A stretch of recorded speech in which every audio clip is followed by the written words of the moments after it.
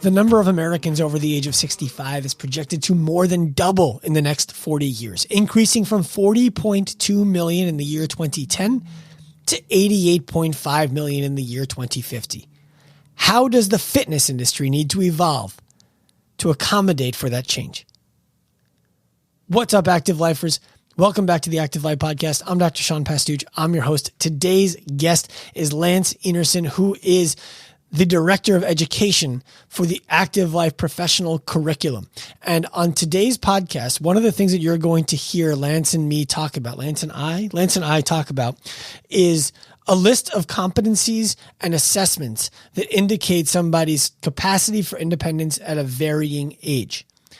That document is available for you in the show notes.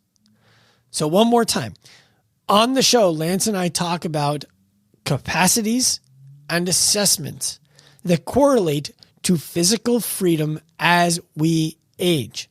It's broken down for 40 to 50-year-olds, from 50 to 69-year-olds, and from 69-year-olds to death.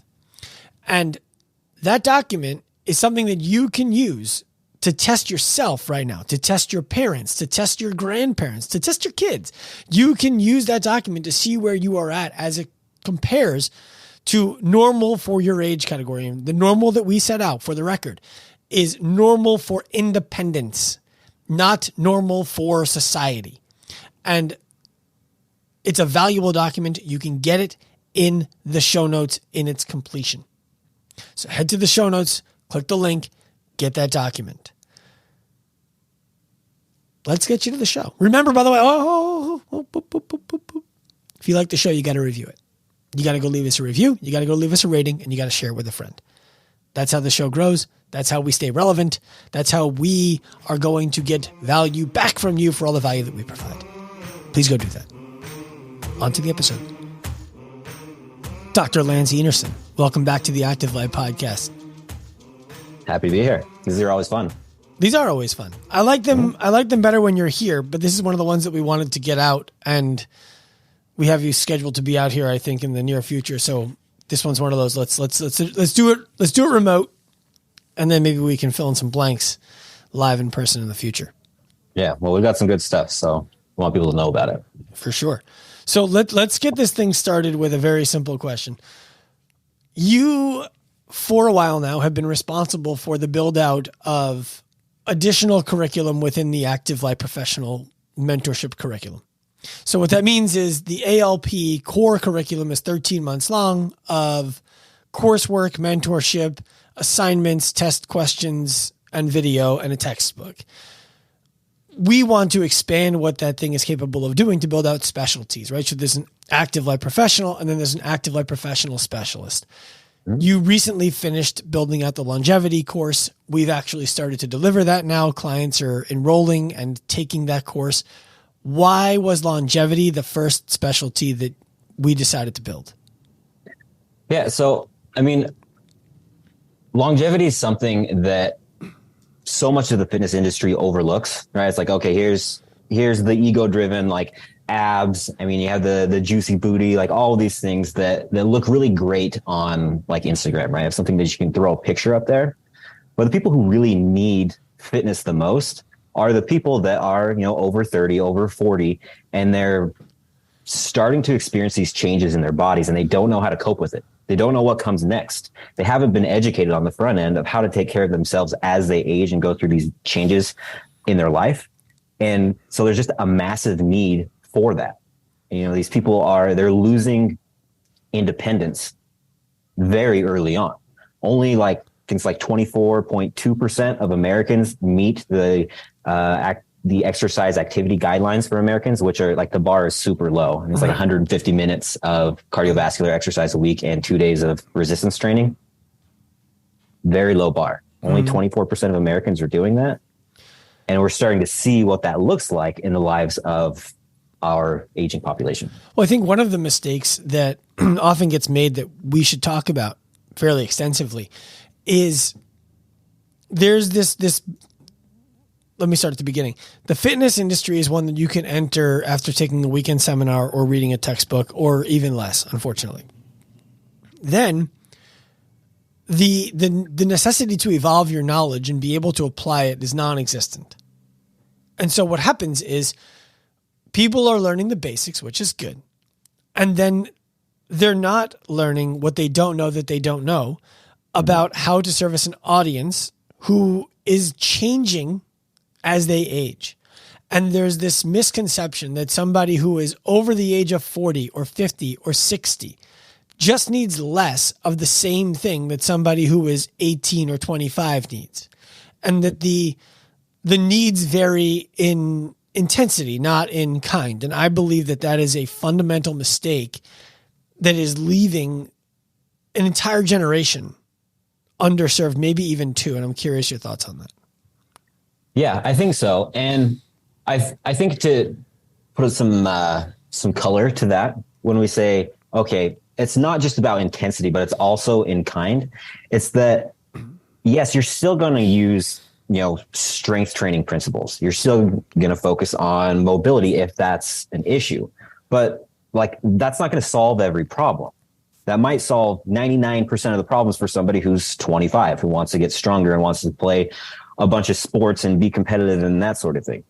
But you need more tools. You need to be able to address problems at a more granular level when you're working with somebody who's 75 and maybe they're falling down and they're trying to avoid injury, and you're seeing that their mobility sucks. You're seeing that their strength maybe isn't where it needs to be. But what else could be going on? Are there cognitive issues that are at play? Are there balance issues, specific systematic balance issues that are a problem? And if we're just looking at range of motion and throwing a bar on there and trying to get a metric for how strong they are, we're leaving so much on the table that we could be doing to help these people who need it the most. So what are some examples of things that you dive into in the longevity specialty course that are unnecessary or significantly less necessary for somebody who's working with, let's say, 18 to 40-year-old people to understand? Yeah. So I think that let's break the course itself into two sections. Okay. So we have the introductory portion of the course, which is all of the science, the way that the body changes as it ages, changes in hormones, the ability to recover, cognitive changes like systemic things, and even things like hearing and vision changes, and how that alters the training environment that person needs, right? Somebody who has hearing loss, you should train them in a very different environment than somebody who's 20 years old and enjoys that loud clanging, clanging barbells, music in the background, something like that. It's going to be different. So there are those things. And then the second half of the course is all about application. So you have Mary, who's, 72 years old, and she's struggling to make it up to her second floor apartment. There's no elevator. She has to carry her groceries up the stairs. How are we going to parse out what she actually needs? Are we just going to have her squat and then test her range of motion and hope she can make it through if we make those better? Or are we going to look at her ability to have a unilateral carry on a flight of stairs? Are we going to look at her foot speed for power on a step and have a metric to know whether or not we're actually making progress, or we're just throwing things at the wall in the gym and hoping that something sticks, and ultimately wasting everybody's time and money rather than focusing in on the very specific things that would help her stay independent long-term in the situation that she's currently living in. So you mentioned foot speed. I want to put a pin in that and come right back to it. Okay. In the meantime, I think a reasonable objection to what we're talking about right now would be that we're not only talking about people who are 40 plus, 50 plus, 70 plus. We're talking about people who are 40 plus, 50 plus, 70 plus, who are borderline disabled because of their inactivity, their muscle wasting, whatever there else might be. They're handicapped. What about if I just want to work with people who are a little bit older, who are perfectly healthy and want to lose a little bit of weight, want to get a little bit of strength, want to change their physique a little bit? How is this relevant to them? Yeah. So everybody's aging, right? We never escape. There's no escape velocity for avoiding the effects of aging. Tell that to David Sinclair. David Sinclair's working. He's working on it. Well, we can put a pin in that and come back to that when it's practical. Okay. So we're going to have some effects of aging, right? Like it's going to happen inevitably. And it's important for us to understand what those effects actually are so that we can build a moat around our independence in a meaningful way, again, rather than just throwing things at the wall and hoping that they stick, right? If we know that, testosterone and estrogen are going to be changing significantly at different points during a person's life, we know that's going to change the amount of volume that we're able to work with. We know that growth hormone significantly decreases after the age of, I think it's 30, maybe it's 40. I have to double check my notes on that one, but it significantly decreases. And so their ability to recover will decrease as well. And so we have to be able to have a map to see what's actually going on so that we can navigate that efficiently and build that moat to keep those people who are currently fine long-term clear until the end of their life. So they have a long health span rather than being pretty good up until the last third of their life where it's just full of disability and suffering essentially. So if I'm hearing what you're saying, it's that we need to be paying attention to this either way, because the way that someone, as they age, recovers from what they just did is going to be different. And we need to be aware of that before we go in, instead of reactive, watching them recover poorly, come into the gym still sore, still tired, have a decreased in performance because their supercompensation is still below threshold, right? They have not peaked and said, okay, I'm now prepared to try again. We need to know that that's going to happen before we start. Is that kind of what you're saying? Yeah. That's really it. I mean, we have all this hope and stuff for the emerging science of, basically blunting aging. Until then, we need to do something about it to make sure that we're not putting all of our eggs in that very hopeful basket, so that we can safeguard, our future of the people that we care about, so that we're not just all ending up in a rest home the last, 20 years of our lives. So how do we split the hair here of, we're saying we need to empower people as they age to be physically free and independent, and simultaneously say we need to pay special attention to people of this age category because they need something different than people of other age categories. Treat them special. They're not special. Treat them special. They're not special. You follow me? Yeah. So just because a body has maybe a decreased ability to do some biological process as a person gets older, that doesn't mean they've lost the ability to adapt. Okay. They still will adapt from stress, right? Anything that you do to the body, there's going to be some sort of response to that. And so what we want to do is we want to be thoughtful and mindful of the changes that are happening, so that when we apply these things, that we're not wasting the limited resources that this aging body has, right? This person who's 75 doesn't have the same, hormonal and recovery bandwidth of somebody who's 25. We're going to be there will be a lot of similarities. We want to make sure they're strong. We want to make sure they have mobility. We want to make sure they have the balance, all the things. But because those resources are limited, we have to be more, you could say, surgical, precise with the efforts, with the inputs that we give that person, so that we're not wasting those limited resources on things that aren't really going to move the needle for them in the long term. I'm curious your take on this. I think one of the mistakes that we're making societally is to try to coddle people in such a way that we say you're not special. You don't have to identify as advanced age, right? You can live a young life into your old age. I think that there's a difference between identifying as somebody who is of advanced age and therefore cannot, as compared to being practical about identifying, I am somebody from advanced age, and therefore if I want to do these things, I must also be aware of these things. Do you understand what I'm saying there? Yeah. It's like, if it would be to not do that, would be to tell a baseball player, just do this workout. It's the same one that we gave to the football player. Of course it's going to work for you. There's nothing special about what you need.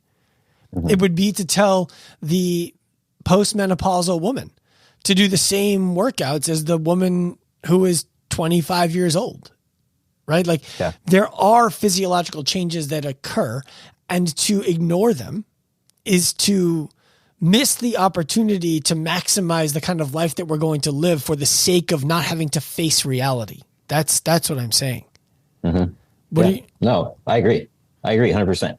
Right. I mean, I think there's an interesting kind of, I guess we could call it like a dichotomy of, we have this idea or like this ideal that we can bend reality, take reality, bend it over your knee and make it the thing that you want it to be, which is true to some extent.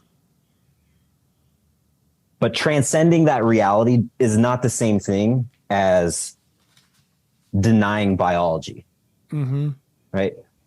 The body changes. It changes. It changes. It happens.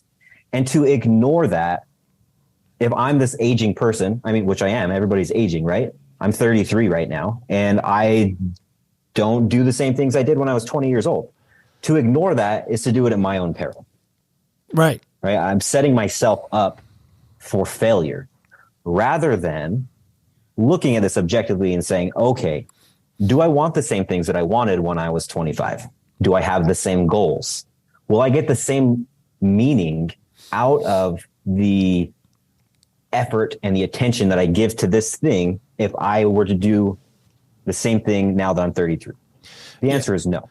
I've told my father, one of the greatest gifts he ever gave me was telling me, wait until you're my age. Because that, I'm the guy who's like, just go ahead and tell me that I can't do something.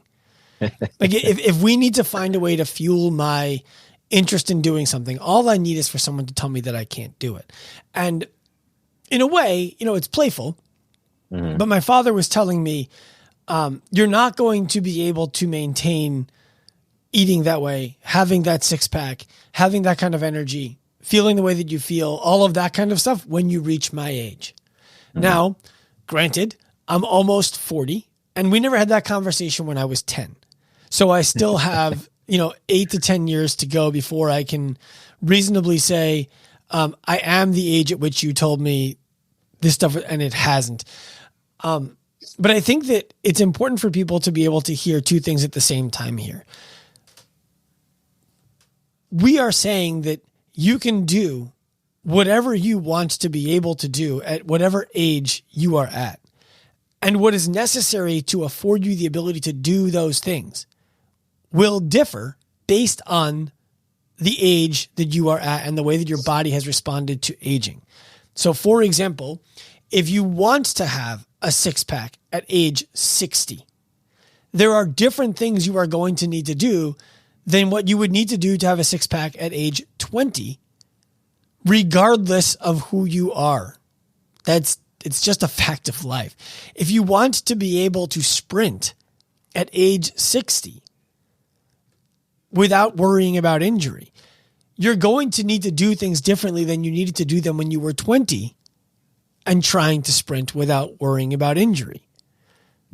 That is all that is being said here. You can still sprint, you can still kayak, you can still surf, you can still hike, you can still beat the shit out of your kids. You just, in playful way, right?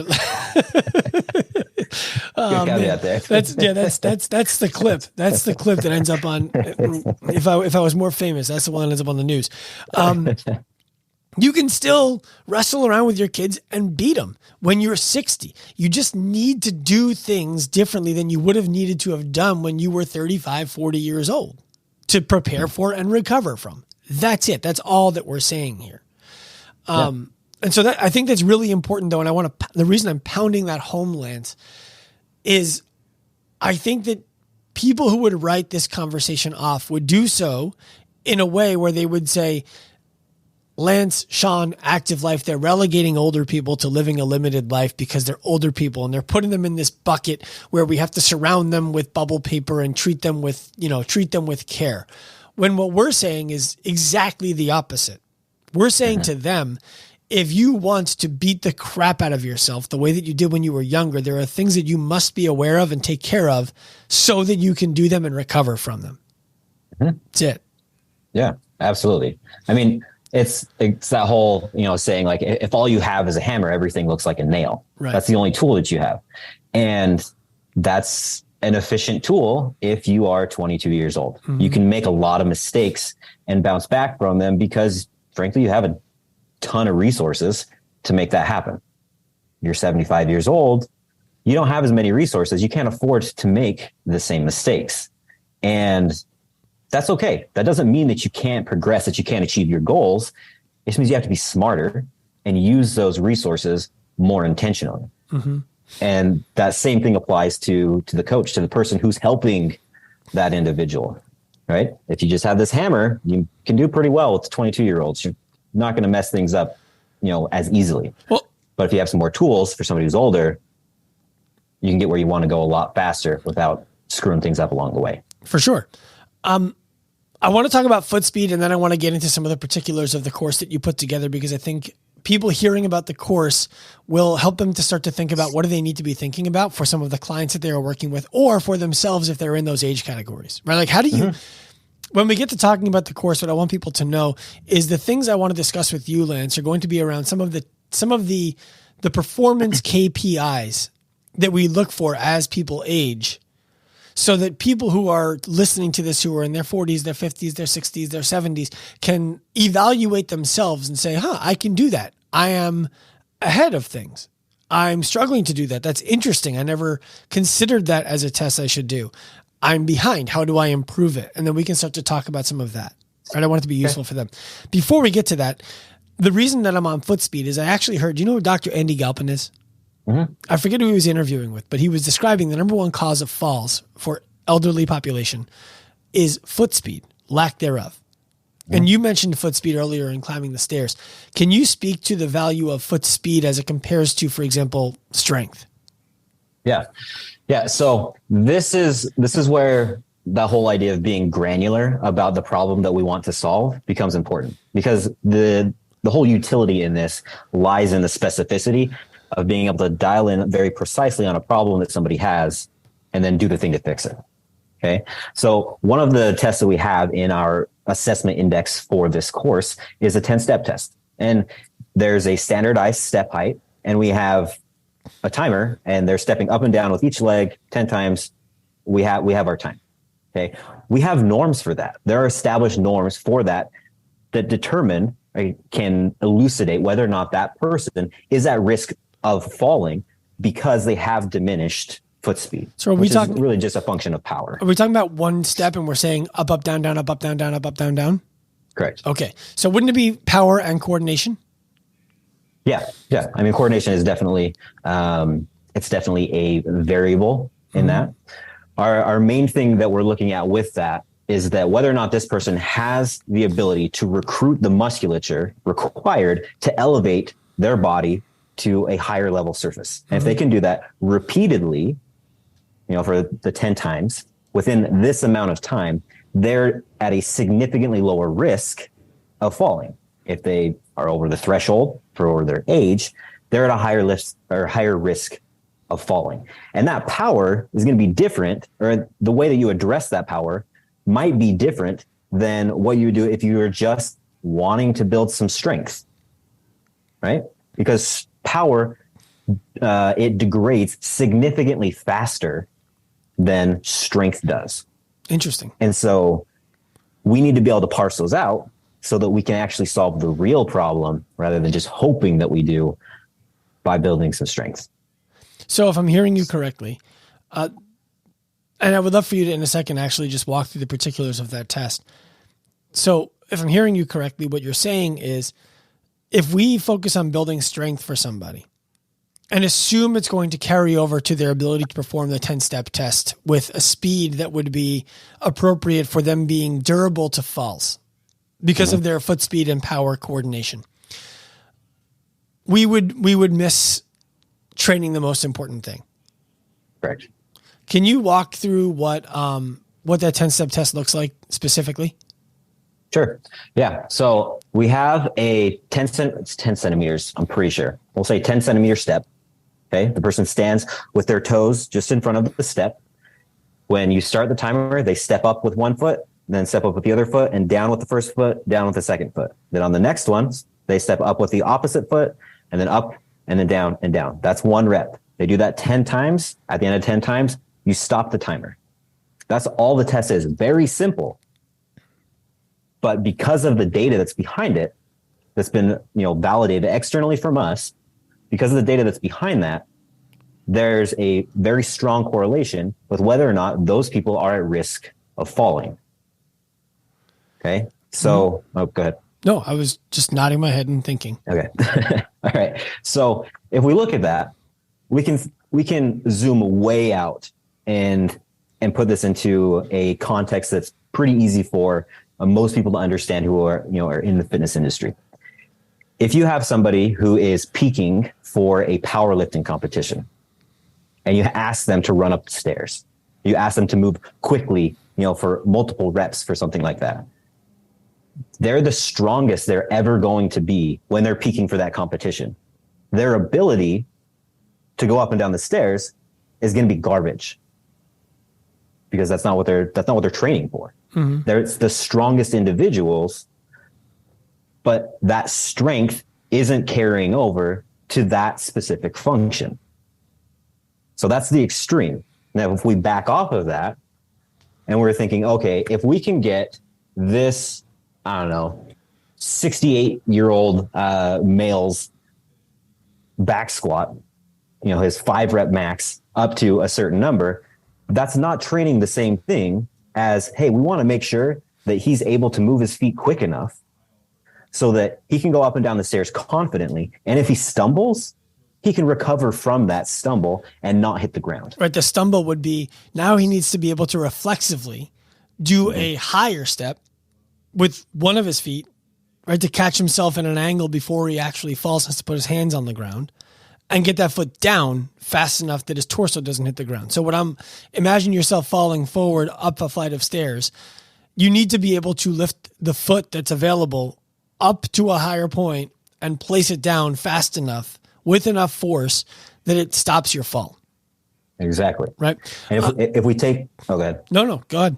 If we take this example further, say we have that individual and he's talking about how he's struggling on the stairs and he's stumbled quite a few times and, he's fallen down. If we know that information, we're unpacking this with, our conversation before we're actually getting working, that gives us more information about what we're going to be testing for. Mm-hmm. Okay. So we have another test. We have a 2-minute step test, which is just a person that they're standing there essentially marching in place for 2 minutes, and their knee is clearing a mark on the wall that is halfway between the iliac crest and the knee. So they're just marching and they have to get their knee over that level.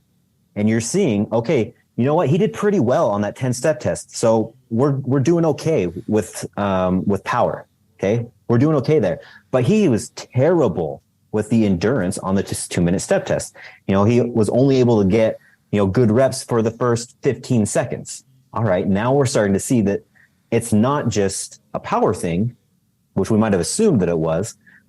It's an endurance thing. Mm-hmm. And we need to focus our efforts in that direction rather than just throwing a bunch of stuff at the wall and hoping something sticks.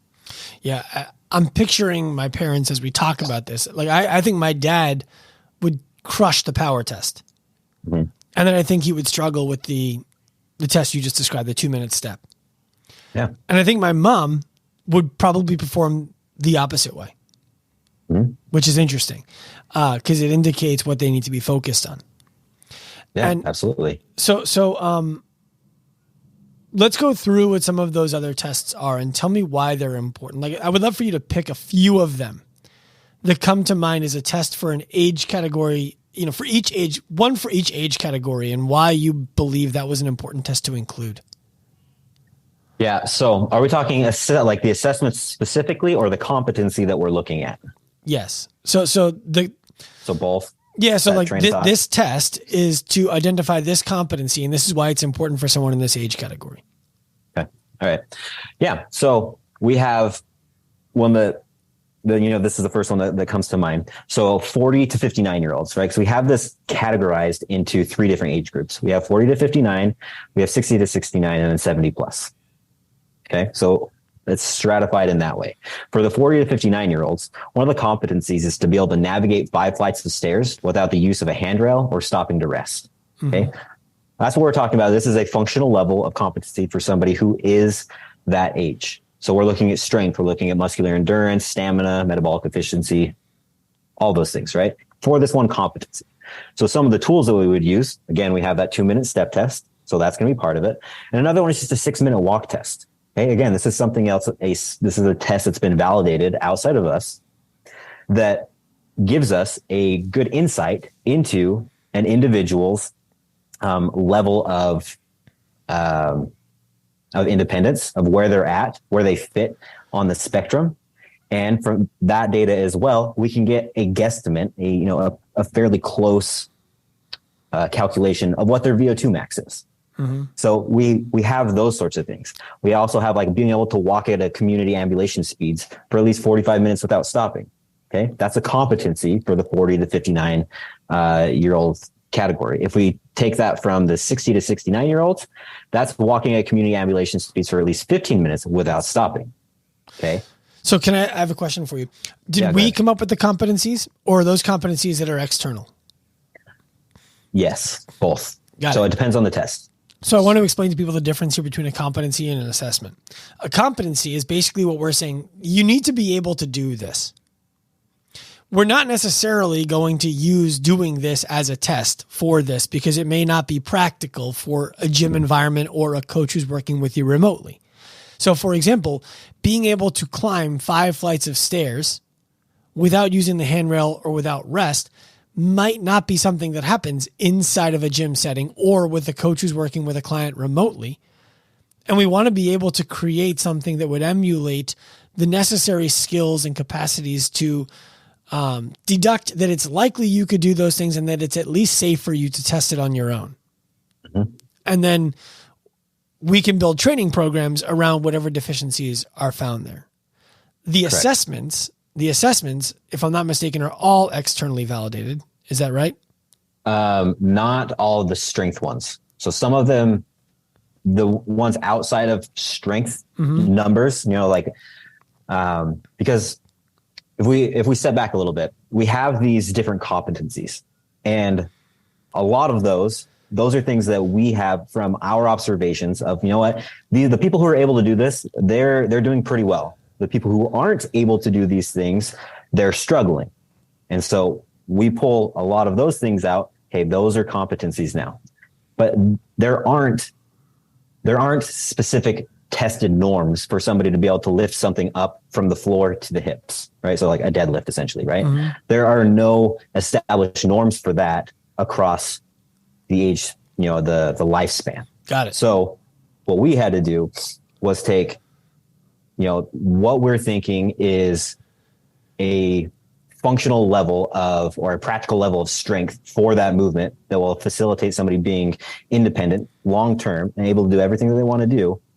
And then be able to, from that, based off of, degradation of strength, of power, hormonal changes, all of those things, to taper it down across the age span to make it as accurate as possible. And these will evolve and grow over time.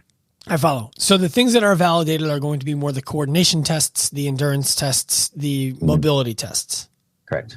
And then because there wasn't readily available strength data, we created our own based on what we believe is a reasonable level of decay with aging that allows somebody to end their life with full independence.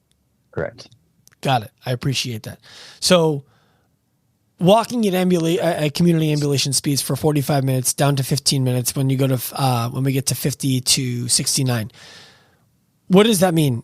Community ambulation speeds for 45 minutes continuously. That's the speed that's required to cross a road. That's what that is. To be able to cross a road with the average length of a signal time. Interesting. So being able to do that is important, right? I mean, I think this is something that you and I have talked about before. A measure of somebody's fitness is how far away the car has to be before they're willing to step off the curb and cross the road. Right. When they don't have the light. Yeah, when they don't have the light. Right. And that's kind of like a funny little quip, right? Mm-hmm. But those are important things. And except for the guy who gets it wrong. Not funny at all. Yeah, for real, right? But being able to parse those out and say, you know what, this person's actually really strong. And for whatever reason, they're just not able to confidently cross the street quickly enough because their ambulation speed is so slow. Mm-hmm. Okay, well, they don't need to squat. They don't need to lunge. We need to dive into this a little bit deeper to see why they're not able to move quickly enough to get across the street. What do you say to the person who would suggest that the person who is able to squat a significant amount of weight, who is able to lunge a significant amount of weight, is unlikely to have that problem? Well, they may or may not. That's irrelevant. Okay, because the person who does have that problem is the one that we're concerned about. So what you're saying there is that's going to be true sometimes, and it's going to be false sometimes. And if we look for the people who validate that truth, then we find no reason to help to advance the measure. But if we look for the people for whom that is false, then we recognize that there's this huge group of people who are underserved today because we think that the ability to squat or lunge indicates that they can, of course, cross the road before the light changes. Yeah. Well, I mean, already from the whole idea that there's only 24.2% of the American population that meets those absolute minimum guidelines for physical activity that are not for performance, by the way, those are for survival. Mm-hmm. We can absolutely infer that there are people who are struggling with those things and they need help. Well, right. I just want to make sure we address the counter argument here also. Oh yeah. Gotcha. The steel man on the other side, the person who is getting that kind of exercise in, the person who is going to the gym and has been going to the gym forever, who has the strength to squat, who has the strength to lunge, who we never worked on foot speed, we never worked on long walking, is likely to be able to cross the street because they have the strength. That is the argument that I believe would be made. And I'm most curious to the counter to that because I see relevance to that point. Mm-hmm. But you and I both know that it's only true some of the time. Yeah. Yeah. It is only true some of the time. And that's okay. Right. If those people have those things, they already have what they need. Mm-hmm. Right.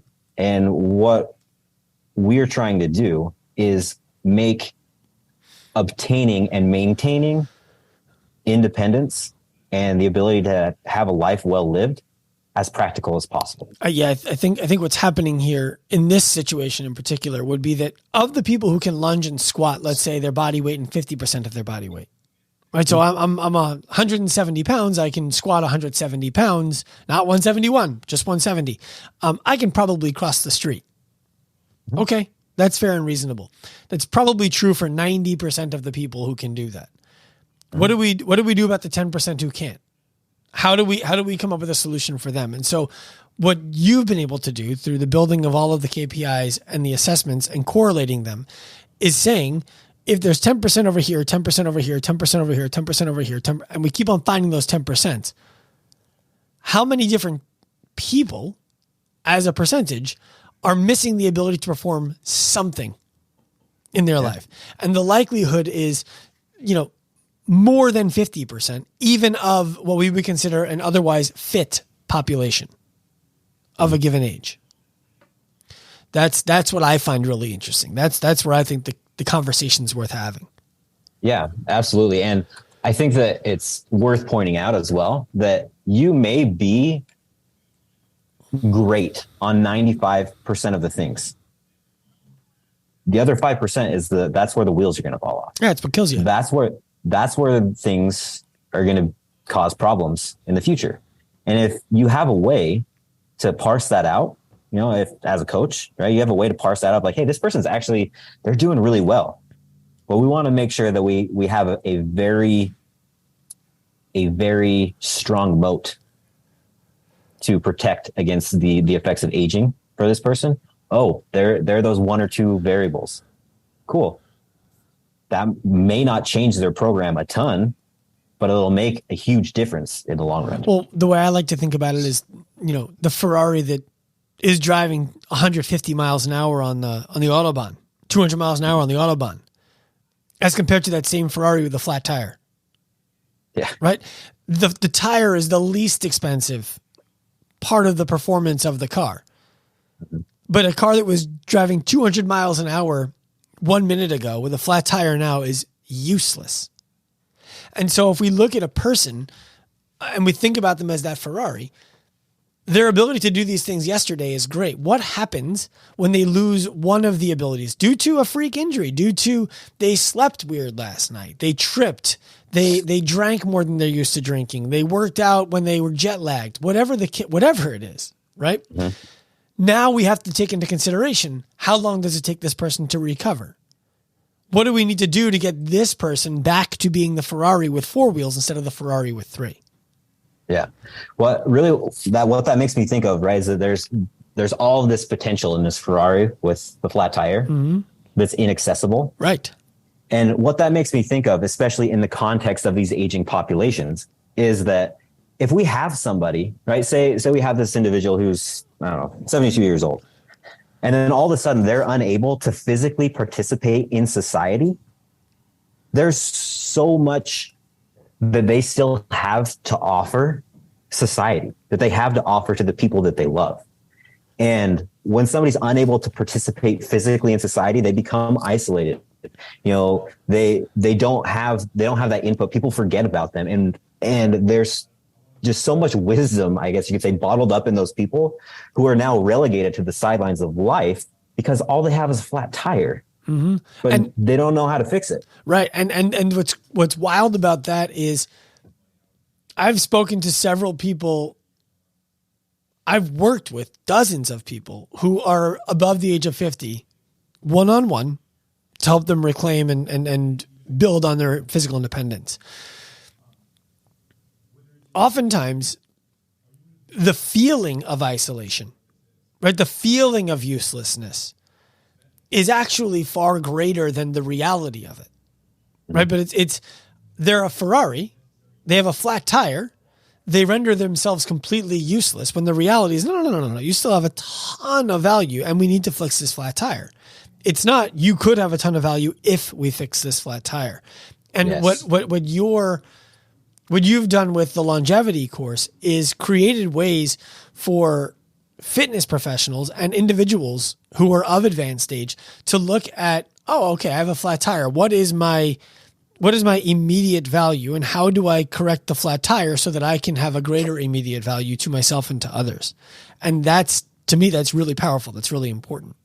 What is another test besides the two that you just talked about? What's another competency? All right. So we have,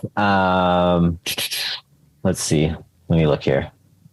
There's some good ones. So the ability to change directions quickly and with intensity while maintaining balance, right? So the ability to navigate space at an appropriate speed without the fear of falling, right? Mm-hmm. That's a huge one. Falls are one of the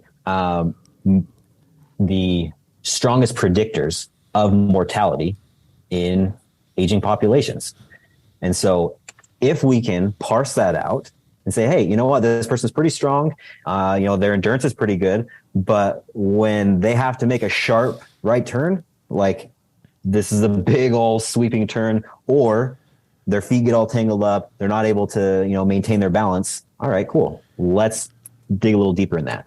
And so for that, we have things like the T-test, the 5-10, 5 agility test, that sort of thing. And to the very low end of that, we have the 4-square step test, right? Mm-hmm. So you might be thinking, okay, a T-test, they're not going to be pretty hard. They don't know what a T-test is. Why don't you tell them what a T-test is? Okay, so a T-test is I'm standing here facing some cones. I'm going to run up to a cone. When I get to the cone, I'm going to shuffle left, and then I'm going to shuffle right to the far cone, and then I come back to the center. I'm going to run backwards to the start line. So sprint forward 10 meters, mm-hmm. Shuffle left 5 meters, 5, shuffle right 10 meters, 10, shuffle left 5 meters, and then backwards 10 meters. Yeah, mm-hmm. Right. For time. That's not going to be appropriate for everybody. Mm-hmm. Okay, there may be plenty of 75-year-olds who are able to crush that test. There are going to be some 50-year-olds who, if you ask them to do that, wouldn't be safe. What's a reasonable, appropriate, acceptable time to complete that in? I don't have that data in front of me off the top of my head, so I couldn't answer that question. Is it in the course? Yes, it is. The norms are in the course. Got it. Okay. So the way that the course is structured is actually we have an index of all of these tests. And so it's like we have like the PDF. It's like, oh, I need this test for power, or I need this test for endurance. You click on it. It takes you to the test that has all of the instructions laid out. It has a diagram if it's relevant. And then it has the norms broken down or stratified by different age groups, age categories. Okay, Sally is 63 years old. I need to do this test. If she's within the norms, her time should be between here and here. Oh, it took her quite a bit longer. All right, cool. We need to work on this. Or, hey, we're good. Perfect. Now I know that this isn't something that we need to waste our time and attention or her money pursuing. Yeah. And I can tell people, with 100% certainty, because I was the person who filmed all the movement demos for these tests, you would be surprised at how difficult these things are for you. I'm saying for you because I consider myself a fairly athletic 39-year-old, decently fit adult, right? Like no one's going to look at me and say, that guy's unhealthy. No one's going to see me move and say, that guy lacks coordination in a very meaningful way. You're also not going to watch me dance and say that guy's going to win a dance contest. But the point is, I have complete physical freedom, I'm independent.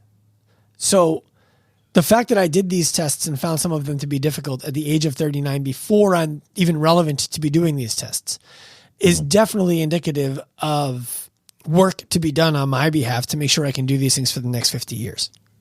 Yeah, absolutely. And there's something that's worth pointing out there as well.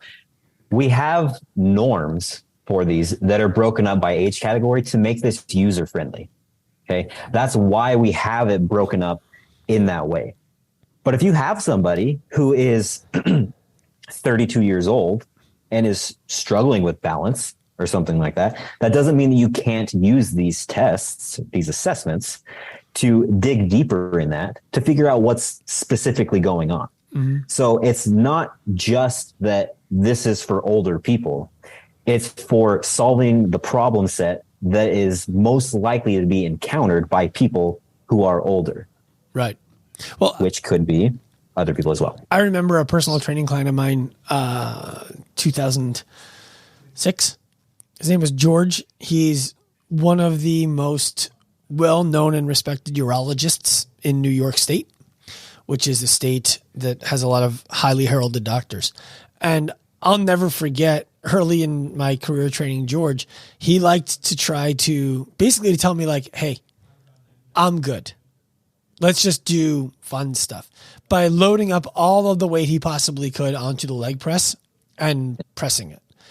I'm talking, he would fill it was like the rest of the session we spent putting the weights away. Really, really, really strong guy. And when you mentioned making a sharp right turn, he immediately popped into my head as somebody who would struggle with that, who would have to like stop, shuffle his feet a few times, turn himself in a direction and then start walking. And it's so interesting how a variety of different capacities can show up as deficient when there are other capacities that, as we discussed, there's like an embarrassing degree of excessive capacity in. Yeah. Yeah, absolutely. And that's embarrassing in a positive way, right? It's like I say we have an embarrassment of riches as it pertains to the staff at Active Life. Embarrassingly competent is what I mean. Like this guy was really good at a lot of things, but if we asked him to turn really fast, he was overturning and having to slow himself down. Yeah. Yeah. I mean, that's just like, if we look at that in terms of like actually testing, okay, you throw some weight on a bar for this guy and you're like, all right, cool. You're good. Let's do like a timed up and go. Stand up, walk out a little ways, come back, sit back down. Were you able to do that? Okay, I was able to stand up really well. And then I had to go up and turn around and then turn around again when I came to sit in the chair. Oh, actually, you're like significantly over the norm for this for your age. Cool. You have plenty of strength. Let's make sure we dial these other things in so that you can use that strength and stay independent as you get older. Yeah, it's almost like having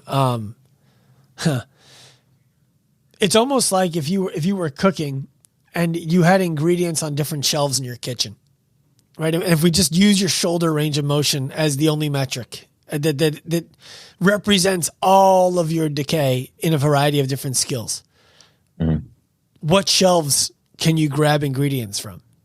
Yeah, what do you have access to? Right? Like you have the best ingredients on that top shelf. The strength, the power, the cognition. It's on the top shelf.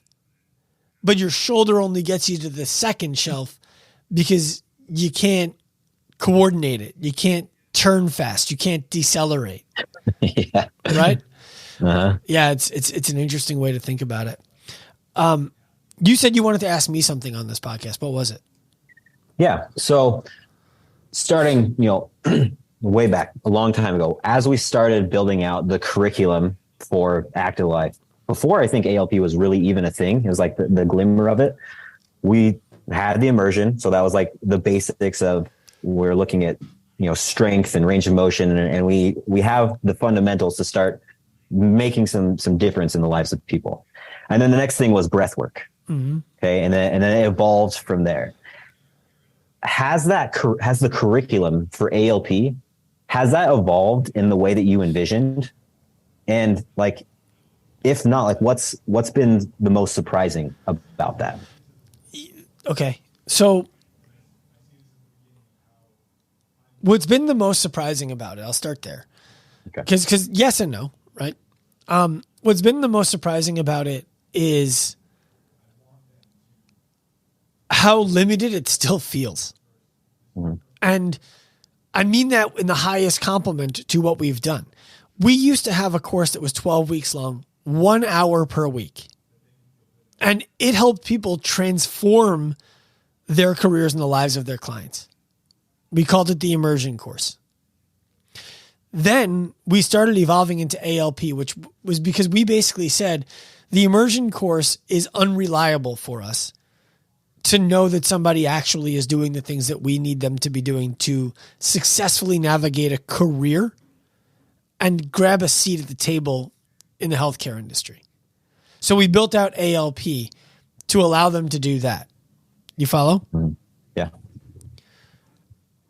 It's almost like a Dunning-Kruger. For a while, yeah.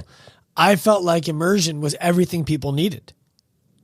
Then I got on the other side and I was like, oh my God, we are letting people believe they have what they need. And it is a stark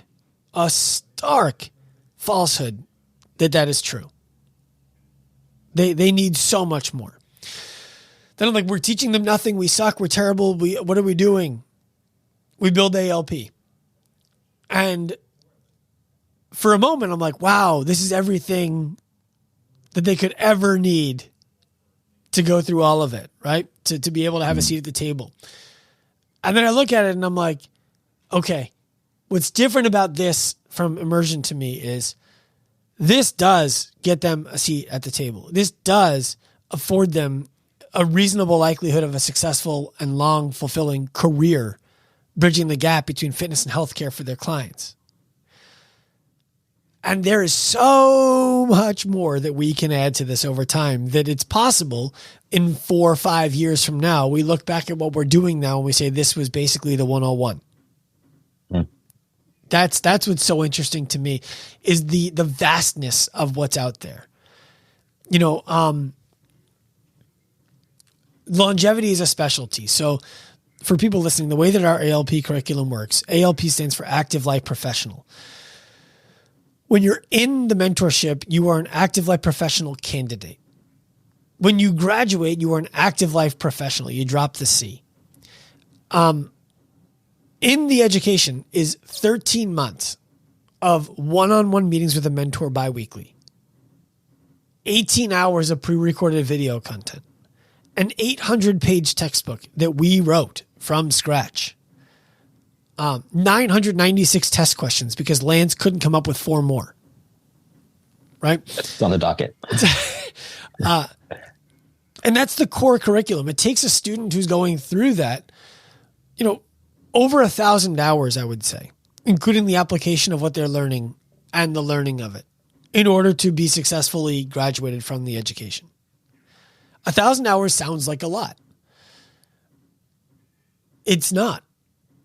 When you put it against what else we could be doing with people if our budget was unlimited and if our access to people was unlimited. And so it's unfolding the way that it's unfolding beyond what I imagined it could be.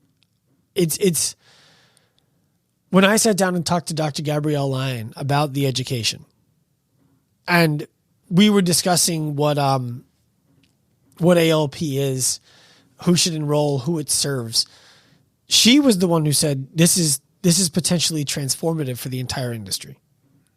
And she doesn't bullshit. She has no reason to do that. I've listened to all of her podcasts and she's not telling everybody that. And I agree with her. And I look at it from a perspective of what else can we do? Keyword was potential, right? Right. The potential to transform. Right. So to me, I'm like, okay, I do believe that this is comprehensive to do the job that we promise people it's going to be able to do. Mm-hmm. I do believe we could add nothing else, and ALP would keep its promise to everybody who enrolls. I do believe that. The question is, what other promises do we want to be able to make?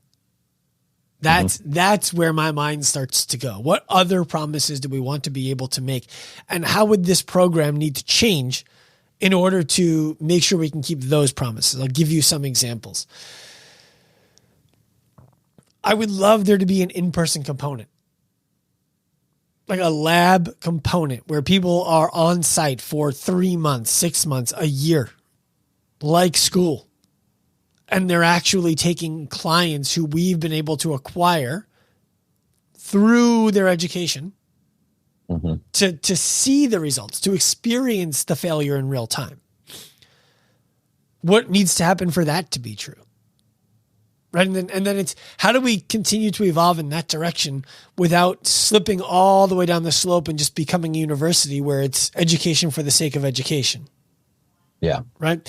So that's the long answer to your short question. To give you the short answer, it's unfolded beyond my expectations. It is more valuable than I ever anticipated that it would be. And it's exciting to think about what we can do in the future with it. Yeah. I think from my perspective on this, that a lot of that speaks to two things. It speaks to the vision that, you've laid out as, founder of Active Life, that vision. And then also the team that's been assembled to make that happen, because it's not something that can happen with one person doing the thing, right? Like, I've written some courses. I haven't done everything, like there's way more to this that happens behind the scenes that's facilitated something like, this could be transformative for the industry. And that takes a lot of people. Well, right. I think I think what's missing in a conversation like this is you're the spokesperson, not the only person. Yes. You're the person who's responsible for making sure that we have a finished product that can be delivered to a client who says, okay, well, the course that we're developing here needs to have this in place to be successful when it's done. Now, who has that information? Where are those resources? And some of them you already have. Some of them you're needing to research. Some of it we're needing to collaborate with other team members. Some of it we need to bring in from the outside. Mm-hmm. And so that's, one of the things that I aim to do in the next 12 to 18 months. I haven't set a very clear delivery date for our team is to have an advisory team who functions completely independent and outside of Active Life. So, for example, bringing somebody in who is a geriatrician to constantly be reviewing our education, constantly be reviewing the efficacy of what we're doing, and to be able to say, hey, I think we should add this to it now that this research has come out in the industry, because they're living in that industry. Yeah. Bring somebody in who is highly skilled at mental health, who's a professional mental health professional, licensed mental health professional, and have them come in and say, let's look at the way that we're delivering this and consider it from this lens. And find all of these different industry experts who are successful without Active Life so that we can get influence from outside of our company regularly on how to continue making our company better. That's That's an assembly of people I want to and will create over the next year to year and a half. Yeah. I mean, iteration, right? Yeah. It's the iteration from where we start with something like immersion to where we are now, which is a milestone along the way. Yeah. And it's why we're thinking so strongly about what do the CEUs need to look like in order for someone to maintain their ALP credential. You know, we're going to protect that, and at the same time, make it easy for someone to do that outside of simply coming through our education, so that we can avoid being a silo of information that fails to evolve. Yeah. So I'm looking forward to that. That's the next immediate step for me. Yeah. Well, it's been a cool evolution so far. It's been awesome to be part of it. Well, I appreciate your contribution to it. Anything I didn't ask you that you think the audience would be valuable to hear? I don't think so. I think that was pretty good. Sick. Lance, thanks for coming on. Where can people find you? Instagram, and I honestly don't even remember what my handle is. So just follow. Show notes? Just follow. We'll put in the show notes. They can follow Active Life RX and Active Life Professional because you're running those accounts. There we go. Yeah, you'll find me. All right. Turn pro. I hope you enjoyed this episode of the Active Life Podcast. Please remember, give us a hand, rate it, review it wherever you listen to shows. We are on a mission to humanize the healthcare industry by professionalizing the fitness industry to empower the individual to live a life unlimited by the way that their body looks, feels, or performs. If you are inspired by that mission and want to jump on the wagon, find us anywhere. Active Life Professional on Instagram, Active Life RX on Instagram. Come to me personally at Dr. Sean Pastuch. We want to welcome you onto the train. We want you to be a part of the mission. We want to offer you the opportunity to pursue this right alongside us. We're inspired by your effort, and we hope to help you in your journey. Turn pro.